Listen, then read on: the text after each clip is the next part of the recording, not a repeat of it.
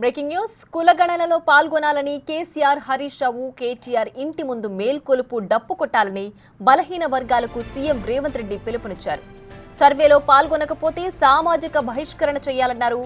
ఈ మేరకు సీఎం సభలో తీర్మానం ప్రవేశపెట్టగా సభికులు చప్పట్లతో ఆమోదించారు.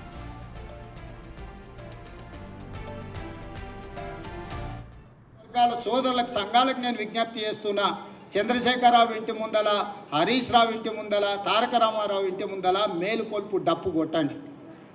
మేలుకొలుపు డప్పు కొట్టండి. వాళ్ళు లెక్కలకు రాకుంటున్నంత కాలం ఈ లెక్క తప్పని చెప్తారు. వాళ్ళని లైన్లో నించోబెట్టి లెక్కలకు తీసుకురండి, లెక్క కట్టండి. అప్పుడు లెక్క పూర్తిగా తేలుతుంది.